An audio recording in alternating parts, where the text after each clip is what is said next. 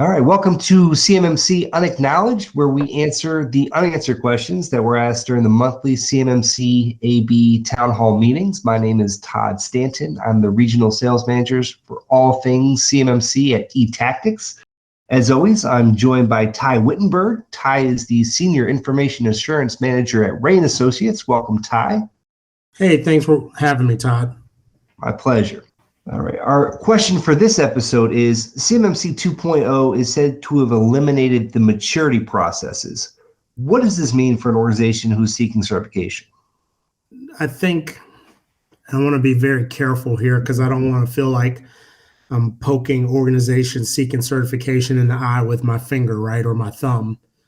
800-171 allows you to do a self-assessment. And so, yes, CMMC 2.0 is said to have eliminated the maturity processes, right? But, I think, there's still an element in there of maturity. And so one of the things as an assessor, in my organization beyond just CMMC, I work on, doing audits with our accounting team around financial information systems. And so I would just say this, that, good auditors pay attention to what the policies and procedures and documents for an organization say, and sometimes what they don't say. And, allow us as an auditor or as an assessor to come in and do corroborative interviews to determine whether, the documents or the ad hoc policies, if you don't require an assessment at level one, but if you hire an RP and an RPO to help you get there in a self-assessment, we're going to ask these questions. We ask the questions around these documents and behaviors just to make sure that they're not window dressing. So even though it doesn't say anything about those Delta 20s, maturity process is baked in any information security system or network architecture, I believe. And if you get any skilled auditor in there to help you or RP to help you, you need to understand that maturity will never go away. That will always be an element of the conversation. Does that make sense?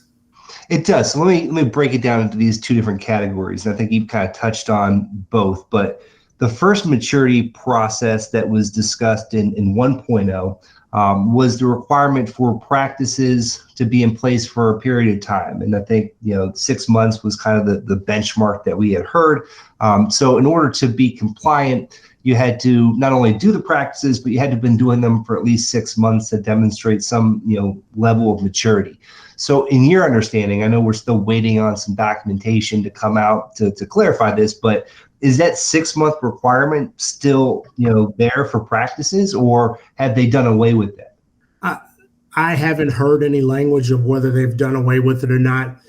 I will be honest with you, when I talk to clients, depending on what the process was, it says, what do they say? It takes 30 days to build a habit, right?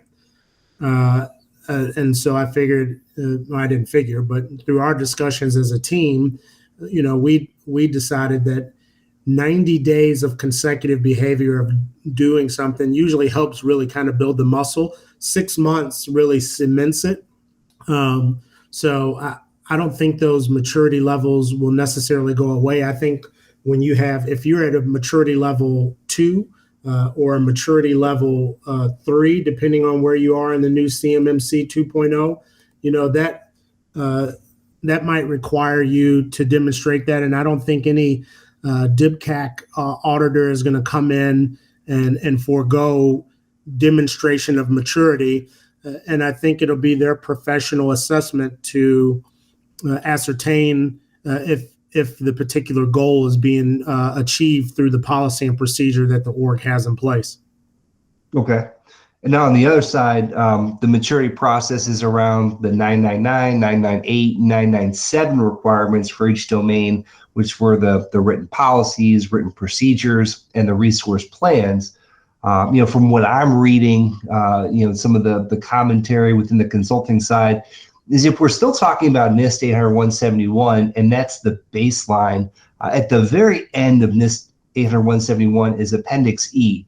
which basically reverts back to the controls from 853 and classifies some of those controls from 853 that weren't reiterated or restated in 80171 as assumed to be performed by any non-federal organization that's handling CUI, right? So these requirements like written policies, written procedures, they can be found in this 80171 Appendix E as an NFO control, something that even though it's not explicitly required to be compliant with 80171, it's assumed that really before you start 80171, this is a baseline that you should already be performing. Would that be kind of the guidance for customers that push back to you and say, well, I don't need written policies or procedures? I mean, they did away with that part of the assessment. How would you respond to that? Yeah, that would definitely be written policies and procedures speak to your organization maturity and really kind of help write your roadmap, right, for how you're going to do things when things go sideways and when things go well. I would always tell them to stick with a written policy and procedure format, just like you recommended from Appendix E. But more importantly, I think what you're asking is around the use of plan of action, milestones, and things like that as well, too, which which define your actions to get to this maturity. You will see in CMMC 2.0 that there's going to be a limited use of plan of actions, milestones, that they'll, if they are implemented, and there's exception given that they will be strictly time bound, with potentially giving an organization no more than 180 days to achieve that goal, and that the contracting officers can use remedies to address any defense industrial base contractors' failure to meet the cybersecurity requirements, right? So in that tone right there that I just shared, it really means that you should be writing these things down. Ad hoc is probably good enough for maturity level 1, right? But when you start getting into maturity level 2, and so on and so forth, you really need to, when you're saying you're advanced or you're an expert, you need to be able to not just walk your talk, but show it on paper that this is what I say I will do. Yeah, I think when 2.0 was initially released, there was some confusion and maybe some relief felt by the DIB community in that we're not going to have to write these policies or procedures down, which is probably a good portion of the preparation effort when it comes to planning for your certification assessment within CMMC. I think as we've kind of digested what came out in that release and really the intent of what DoD is trying to accomplish, I think the realization is this is still a requirement. This is still something that should be done, even if it's not a checkbox on the assessment itself. In order for you to be compliant with a lot of those practices, you are going to have written policies and written procedures, because otherwise, to your point, how can you really demonstrate that you're doing these things, right? Correct. So, as always, we appreciate your insight and some clarity. I'm sure is forthcoming in terms of the new documentation we expect from DoD. So, thank you, Ty. Yep, no worries.